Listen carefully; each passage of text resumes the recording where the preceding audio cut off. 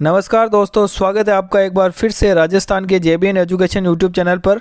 आज का पार्ट 2 के लिए शुरू करते हैं राजस्थान के प्रसिद्ध नगर एवं स्थल इत्यादि की क्लास। तो जुड़ जाइए जेबीएन एजुकेशन यूट्यूब चैनल पर जल्दी से। तो अपन ने पहली पार्ट फर्स्ट में 20 नगर के बारे में पढ़ लिया था। शुरू करते हैं आज के 21वें नगर से।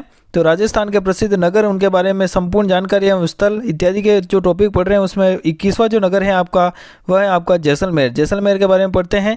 तो इस शहर की स्थापना आपकी 12वीं शताब्दी में महारावल जैसल ने की थी।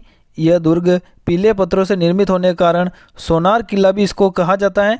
जैसलमेर का जिनभद्र ज्ञान भंडार प्राचीन ताड़पत्रों एवं पांडुलिपियों तथा कई भाषाओं के ग्रंथों के लिए प्रसिद्ध है।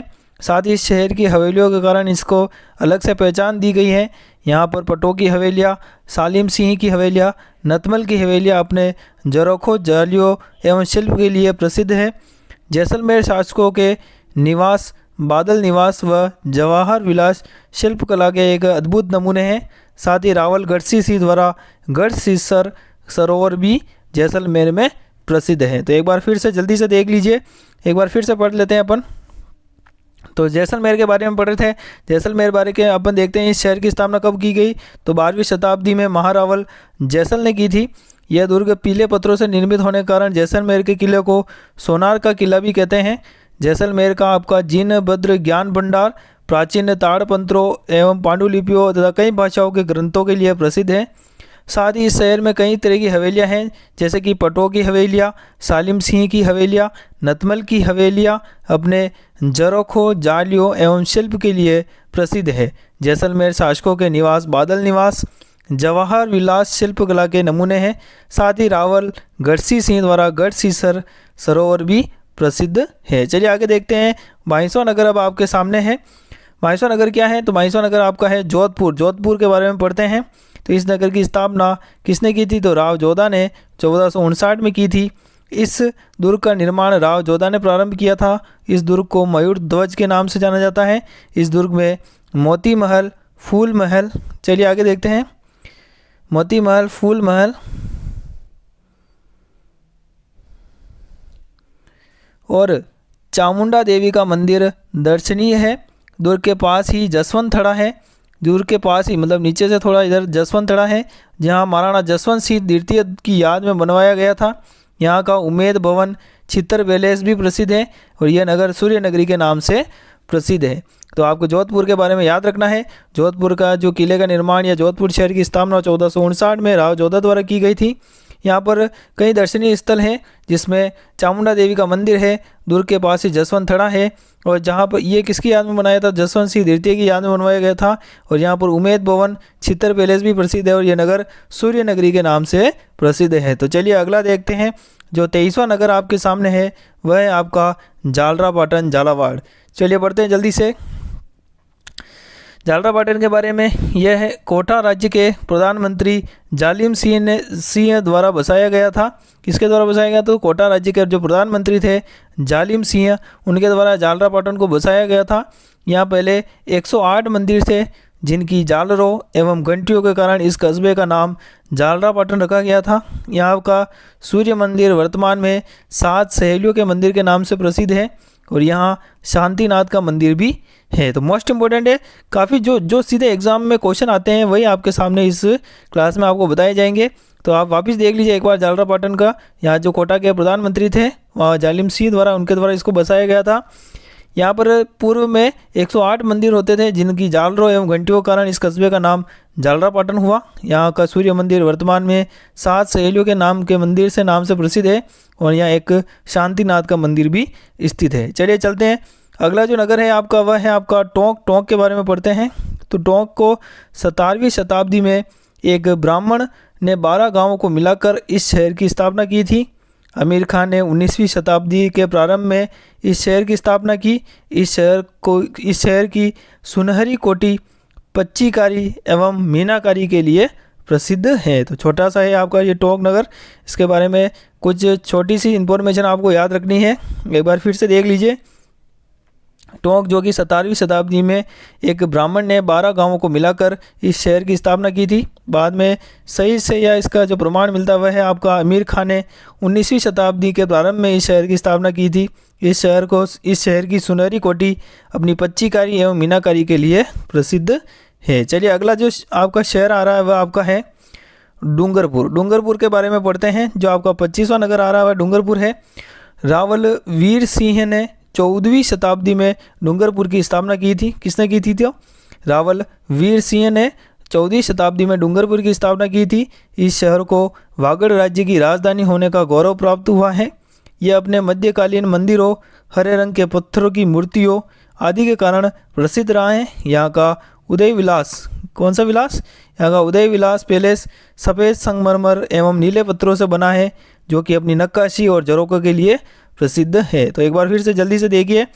रावल वीर सिंह ने 14वीं शताब्दी में डूंगरपुर की स्थापना की थी। इस शहर को वागड़ राज्य की राजधानी होने का गौरव प्राप्त हुआ है। यह अपने मध्यकालीन मंदिरों, हरे रंग के पत्थरों की मूर्तियों आदि के कारण प्रसिद्ध रहा है। यहाँ का उदय विलास पैलेस सफ़ेद संगमरमर एवं नीले पत्थरों से बना है, जो नक्काशी एवं झरोकों के लिए प्रसिद्ध है। चलिए अगला देखते हैं अपन। 26वां जो आपका नगर है वह आपके सामने डिग है। डिग यानी भरतपुर। तो भरतपुर के शासक सूरजमल जाट ने 18वीं शताब्दी में यहाँ सुंदर राजप्रसाद बनवाए थे। इस कस्बे के चारों ओर मिट्टी का बना किला है, जिसे गोपालगढ़ कहते हैं। एक बार जल्दी से देख लीजिए। तो भरतपुर के शासक सूरजमल जाट ने 18वीं शताब्दी में यहाँ सुंदर राजप्रसाद बनवाए थे। इस कस्बे के चारों ओर मिट्टी का बना किला है, जिसे गोपालगढ़ कहते हैं। चलिए अगला नगर देखते हैं जल्दी से। नेक्स्ट नगर जो आपका है वह है आपका नागौर। नागौर के बारे में पढ़ते हैं जल्दी से। नागौर का प्राचीन नाम अहिछत्रपुर था। मोस्ट इंपॉर्टेंट आपको याद रखना है, नागौर का प्राचीन नाम अहिछत्रपुर था। यहाँ समय समय पर नागवंश, परमार वंश, मुगल वंश का शासन रहा है। अपने ऐतिहासिकता के कारण प्रसिद्ध इस किले में शानदार महल, मंदिर एवं भव्य इमारतें हैं। नागौर का किला राव अमर सिंह राठौड़ को शौर्य गाथाओं के कारण इतिहास प्रसिद्ध है। यहाँ पर सूफी संत हमीरुद्दीन नागौरी की दरगाह हिंदू मुस्लिम सद्भाव के रूप में पहचानी जाती है। और नागौर का पशु मेला राजस्थान का दूसरा सबसे बड़ा पशु मेला आयोजन होता है नागौर में। तो ये मोस्ट इम्पोर्टेंट नागौर की कुछ इम्पोर्टेंट जानकारी नगर के बारे में आपको याद रखनी है। एक बार फिर से आप जल्दी से देख लीजिए नागौर के बारे में। तो इसका प्राचीन नाम अहिछत्रपुर था, ये आपको याद रखना है। यहाँ पर समय समय पर नागवंश, परमार वंश, मुगल वंश का शासन रहा है। अपने ऐतिहासिकता के कारण प्रसिद्ध इस किले में शानदार महल, मंदिर, भव्य इमारतें हैं। साथ ही नागौर का किला राव अमर सिंह राठौड़ को शौर्य गाथाओं के कारण इतिहास प्रसिद्ध है। यहाँ पर सूफी संत हमीरुद्दीन नागौरी की दरगाह हिंदू मुस्लिम सद्भाव के रूप में पहचानी जाती है। और साथ ही नागौर का पशु मेला राजस्थान का दूसरा सबसे बड़ा पशु मेला का आयोजन है नागौर में किया जाता है। चलिए अगला देखते हैं। नेक्स्ट जो नगर आपका आ रहा है वह आपका 28वां नगर नाथद्वारा। मोस्ट इंपोर्टेंट नगर है आपका नाथद्वारा। नाथद्वारा के बारे में कई क्वेश्चन राजस्थान के प्रीवियस ईयर के एग्जामों में देखे जा चुके हैं। तो आप जल्दी से इसी तरह की क्लास या इसी तरह का कंटेंट पाने के लिए आप JBN एजुकेशन यूट्यूब चैनल पर जुड़ जाइए। जो कोई भी साथी इस वीडियो के माध्यम से पहली बार इस चैनल पर जुड़ा हो, तुरंत JBN एजुकेशन यूट्यूब चैनल को सब्सक्राइब कर लीजिए। साथ ही पास में बेल आइकन को प्रेस करें, ताकि मोस्ट इंपोर्टेंट वीडियो अपडेट सबसे पहले आपको अपने मोबाइल पर मिल सके। चलिए देखते हैं आगे आपका नाथद्वारा शहर के बारे में है। नाथद्वारा शहर पूरे देश में श्रीनाथ जी के वैष्णव मंदिर के लिए प्रसिद्ध है। पुष्टीय मार्गीय वैष्णवों का यह प्रमुख तीर्थ स्थल है। चढ़ावे की दृष्टि से यह राजस्थान का सबसे संपन्न तीर्थ स्थल है। पिछवाई पेंटिंग और मीनाकारी के लिए नाथद्वारा प्रसिद्ध है। तो मोस्ट इंपोर्टेंट है, आपको याद रखना है। एक बार फिर से देख लीजिए नाथद्वारा के बारे में। नाथद्वारा शहर पूरे देश में श्रीनाथ जी के वैष्णव मंदिर के लिए प्रसिद्ध है। साथ ही पुष्टि मार्गीय वैष्णव का एक प्रमुख तीर्थ स्थल है। चढ़ावे की दृष्टि से यह राजस्थान का सबसे संपन्न तीर्थ स्थल कहा जाता है। साथ ही पिछवाई पेंटिंग, मोस्ट इंपोर्टेंट है, पिछवाई पेंटिंग और मीनाकारी के लिए नाथद्वारा प्रसिद्ध है। चलिए इसके लिए क्वेश्चन भी पूछे जाते हैं आपको। अगला जो आपका नगर आ रहा है वह आपका है पुष्कर। पुष्कर भी काफ़ी इंपॉर्टेंट है। यह अजमेर के निकट पुष्कर हिंदुओं का एक पवित्र तीर्थ स्थल है। याद रखना आपको, हिंदुओं का पवित्र तीर्थ स्थल कौन सा है राजस्थान में? तो अजमेर के निकट पुष्कर है। तीर्थराज पुष्कर में प्राचीनतम चतुर्मुखी ब्रह्मा मंदिर स्थित है। यहाँ के अन्य प्रसिद्ध मंदिरों में आपके रंगनाथ मंदिर, सावित्री मंदिर, वराह मंदिर आदि धार्मिक महत्व के हैं। पुष्कर में प्रतिवर्ष कार्तिक पूर्णिमा महीने में मेले का आयोजन होता है, जो कि अभी चल रहा है, आपको पता भी है। तो मोस्ट इंपोर्टेंट हो जाता है पुष्कर और पुष्कर का मेला। राजस्थान के कई एग्जामों में इसके क्वेश्चन देखे जाते हैं। एक बार जल्दी से इसका मोस्ट इंपोर्टेंट फटाफट से रिवीजन कर लेते हैं, क्विक रिवीजन। पुष्कर अजमेर के निकट पुष्कर हिंदुओं का एक पवित्र तीर्थ स्थल माना जाता है। तीर्थराज पुष्कर में प्राचीनतम चतुर्मुखी ब्रह्मा मंदिर स्थित है। यहाँ के अन्य प्रसिद्ध मंदिरों में आपके रंगनाथ मंदिर, सावित्री मंदिर, वराह मंदिर आदि धार्मिक महत्व के हैं। पुष्कर प्रतिवर्ष कार्तिक पूर्णिमा महीने में मेले का आयोजन होता है। चलिए आगे देखते हैं। 30वां नगर आपके सामने आ चुका है। 30वां नगर आपका जो है वह है बूंदी। बूंदी के बारे में जल्दी से पढ़ते हैं। बूंदी के बारे में मोस्ट इंपोर्टेंट आपके हैं, राव देवा ने 13वीं शताब्दी में बूंदी राज्य की स्थापना की थी। किसने की थी? तो राव देवा ने 13वीं शताब्दी में बूंदी राज्य की स्थापना की थी। बूंदी के तारागढ़ दुर्ग का निर्माण राव राजा बरसिंह ने 14वीं शताब्दी में शुरू करवाया था। यहाँ के दर्शनीय स्थलों में नवल सागर, 84 खंभों की छतरी, रानी जी की बावड़ी, जैत सागर, फूल सागर आदि हैं। ये शहर अपनी चित्रकला के लिए प्रसिद्ध है। तो मोस्ट इंपोर्टेंट आपको याद रखना है। जल्दी से एक बार क्विक रिवीजन कर लेते हैं। बूंदी के बारे में देखिए आप, इसकी स्थापना 13वीं शताब्दी में राव देवा द्वारा की गई थी। बूंदी राज्य की स्थापना। बूंदी के तारागढ़ दुर्ग का निर्माण राव राजा बरसिंह ने 14वीं शताब्दी में शुरू करवाया था।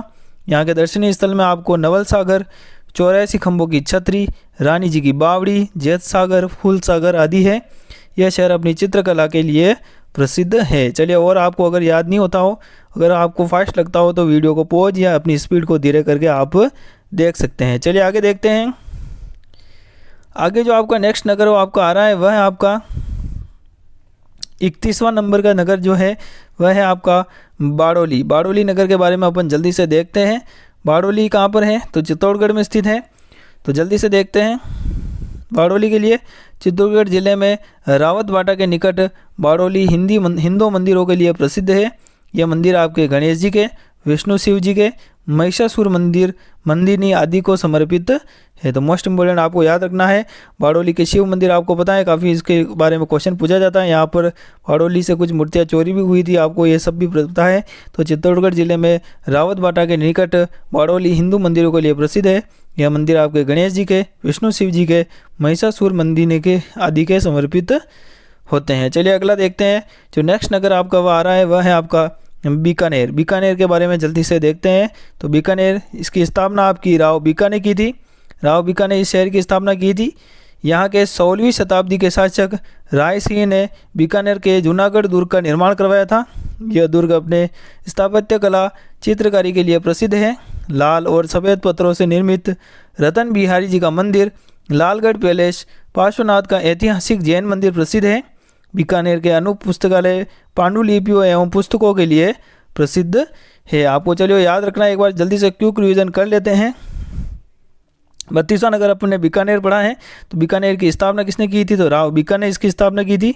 यहाँ के 16वीं शताब्दी के शासक राय सिंह ने बीकानेर के जूनागढ़ दुर्ग का निर्माण करवाया था। यह दुर्ग अपने स्थापत्य कला, चित्रकारी के लिए प्रसिद्ध है।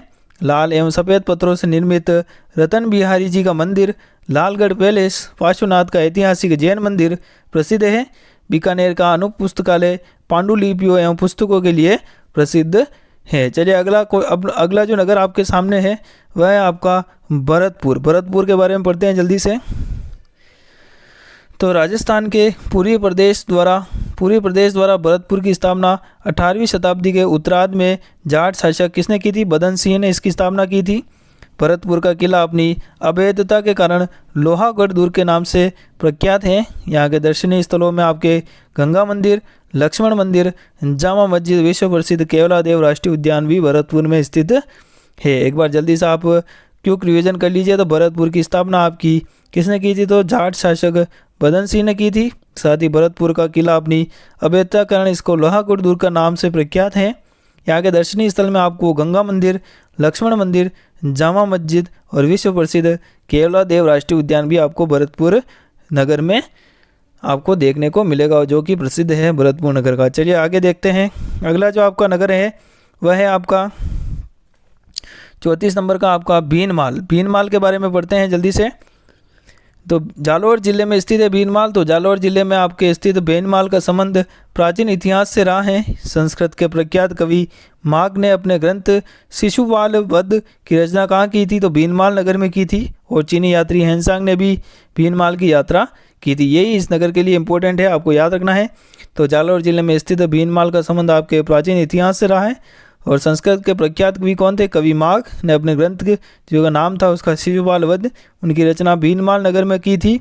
साथ ही चीनी यात्री हेनसांग ने भी भीनमाल की यात्रा की थी। भीनमाल जालौर जिले में स्थित है। चलिए अगला नगर देखते हैं जल्दी से। नेक्स्ट नगर आपका है आपका 35वां नंबर का मंडावा, जो कि झुंझुनू में स्थित है। जो झुंझुनू में मंडावा शेखावटी अंचल का सबसे महत्वपूर्ण कस्बा माना जाता है। मंडावा जो कि झुंझुनू में स्थित है और शेखावटी अंचल का सबसे महत्वपूर्ण कस्बा होता है। यहाँ स्थित सेठों की हवेलियाँ, उनका स्थापत्य तथा उनमें बने भित्ति चित्र पर्यटन एवं कला की दृष्टि से महत्वपूर्ण है। गोयनका की हवेलियाँ, गोयनका की हवेली, लाड़ियों की हवेली आदि चित्रों के लिए प्रसिद्ध हैं। तो एक बार जल्दी से देख लीजिए, झुंझुनू में स्थित मंडावा शेखावटी अंचल का महत्वपूर्ण कस्बा है। यहाँ पर स्थित सेठों की हवेलियाँ, उनका स्थापत्य तथा उनमें बने भित्ति चित्र पर्यटन एवं कला की दृष्टि से इम्पोर्टेंट है। साथ ही गोयनका की हवेलियाँ, लाड़ियों की हवेली आदि चित्रों के लिए प्रसिद्ध है। तो झुंझुनू में मंडावा की भी काफ़ी हवेलियाँ प्रसिद्ध है और जैसलमेर भी काफ़ी हवेलियाँ प्रसिद्ध है। चलिए अगला नगर आपका है वह है आपका मंडोर। मंडोर कहाँ पर आता है? तो जोधपुर के पास आता है। तो जोधपुर के पास स्थित मंडोर पूर्व में मारवाड़ की राजधानी भी रहा है। मंडोर दुर्ग के अंदर विष्णु और जैन मंदिरों के खंडर मौजूद हैं। तो एक बार जल्दी से वापिस देख लीजिए। तो मंडोर में आपके जोधपुर के पास स्थित मंडोर है, पूर्व में मारवाड़ की राजधानी भी रहा है। मंडोर दुर्ग के अंदर आपको विष्णु एवं जैन मंदिरों के खंडर मिल जाएंगे। चलिए आगे देखते हैं। और इसके अलावा यहाँ स्थित मंडोर उद्यान में मंडोर संग्रहालय, जनाना महल तथा राजाओं के देवल यानी स्मारक बने हुए हैं। तो आपको एक बार फिर से देख लीजिए, यहाँ स्थित मंडोर उद्यान में मंडोर संग्रहालय, जनाना महल तथा राजाओं के देवल यानी स्मारक बने हुए हैं। चलिए अगला देखते हैं। जो 36वां नगर है आपका वह है महनसर। ये भी मोस्ट इम्पोर्टेंट है आपके लिए। नेक्स्ट नगर जो है वह महनसर। झुंझुनू में महनसर पौधारों की सोने की दुकान के लिए प्रसिद्ध है। किसके लिए प्रसिद्ध है? झुंझुनू में महनसर पौधारों की सोने की दुकान के लिए प्रसिद्ध है, जो हरचंद पौधार ने बनवाई थी। यहाँ के भित्ति चित्रों में मुख्यतः श्री राम कृष्ण के लीलाओं के सुंदर अंकन हुआ है। महनसर में सेठों की अनेक हवेलियाँ हैं, जो अपनी भित्ति चित्रों और हवेलियाँ स्थापत्य के लिए प्रसिद्ध हैं। महनसर की एक अन्य इमारत उल्लेखनीय है, जिसे तोलाराम जी का कमरा भी कहा जाता है। आपको याद रखना है महनसर कहाँ पर स्थित नगर है। तो ये झुंझुनू में स्थित नगर है। साथ ही यहाँ पर पौधारों की सोने की दुकानें के लिए प्रसिद्ध यह है।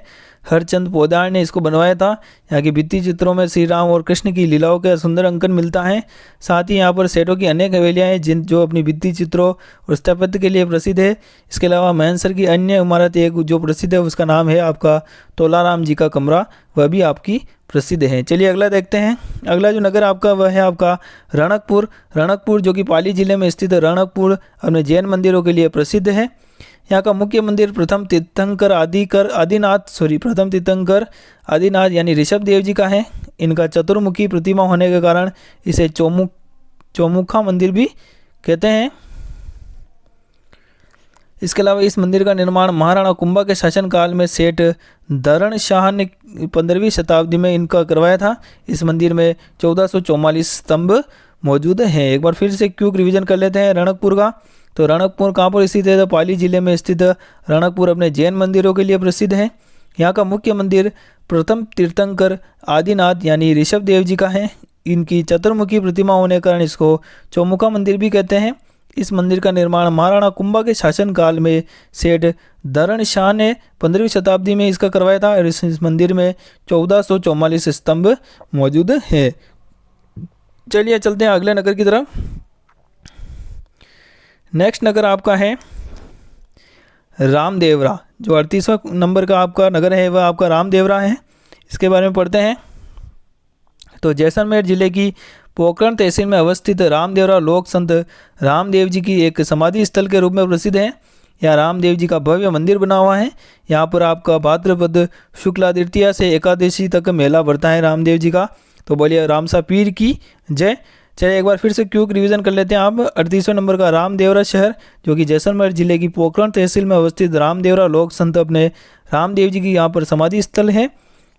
यहाँ रामदेव जी का भव्य मंदिर बना हुआ है और यहाँ पर प्रतिवर्ष भाद्रपद शुक्ला तृतीया से एकादशी तक विशाल मेले का आयोजन होता है। चलिए अगला नगर आपका है वह है 39वें नंबर का सवाई माधोपुर। तो इस शहर की स्थापना जयपुर के शासक सवाई माधो सिंह ने की थी।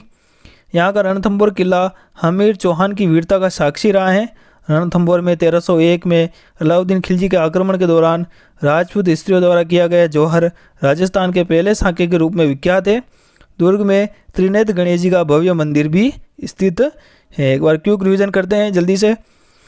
तो सवाई माधोपुर के बारे में पढ़ते हैं जल्दी से। इस शहर की स्थापना आपके जयपुर के शासक सवाई माधो सिंह ने की थी। यहाँ का रणथंभौर का किला हमीर चौहान की वीरता का साक्षी रहा है। रणथंभौर में 1301 में अलाउद्दीन खिलजी के आक्रमण के दौरान राजपूत स्त्रियों द्वारा किया गया जौहर राजस्थान के पहले साके के रूप में जाना जाता है। और दुर्ग में त्रिनेत्र गणेश जी का मंदिर स्थित है, जहाँ कहा जाता है कि किसी भी विवाह के लिए सबसे पहला निमंत्रण राजस्थान में त्रिनेत्र गणेश जी को दिया जाता है। पहला कार्ड या पहला निमंत्रण उनको दिया जाता है, उसके बाद अन्य निमंत्रण शुरू किए जाते हैं। चलिए अगला देखते हैं। जो लास्ट नगर आज का अपना है वह है 40वां नगर। 40वां नगर आपका है हल्दीघाटी। हल्दीघाटी के बारे में जल्दी से पढ़ते हैं। तो 40वां नगर आपका हल्दीघाटी है। यह राजसमंद जिले में स्थित है, जो कि हल्दीघाटी गांव महाराणा प्रताप और अकबर की सेना के मध्य लड़े हुए युद्ध 18 जून 1576 के लिए प्रसिद्ध है।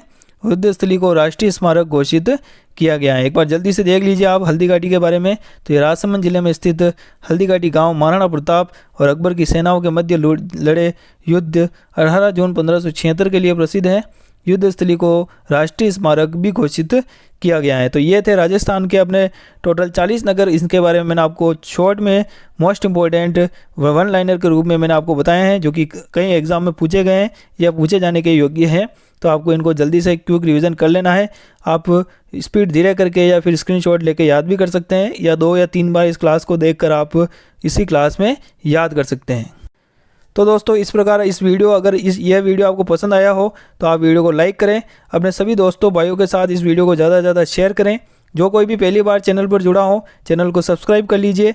तुरंत जेबी एजुकेशन यूट्यूब चैनल को सब्सक्राइब करते हुए बेल आइकन को प्रेस करें, ताकि मोस्ट इंपॉर्टेंट वीडियो अपडेट सबसे पहले आपके अपने मोबाइल पर मिल सके। तो कल जो पार्ट 3 आएगा उसमें आपका to the point NCERT RBSC और क्या क्या इंपॉर्टेंट है वो मोस्ट इंपॉर्टेंट पार्ट 3 होगा। उसके बारे में शॉर्ट इसका क्विक रिवीजन होगा। इसका और भी कुछ अच्छी चीज़ इसमें आपको मिलेगी, जो कि पार्ट 3 होगा। उसमें आप जुड़े रहिए। तो पार्ट 3 में अपन इस टॉपिक को भी ख़त्म कर देंगे और नेक्स्ट टॉपिक अपन लेंगे। तो इसी प्रकार जुड़े रहिए आप JBN एजुकेशन यूट्यूब चैनल पर। REET mains 2026 3rd grade exam के लिए आप जुड़ सकते हैं अपन JBN एजुकेशन यूट्यूब चैनल पर।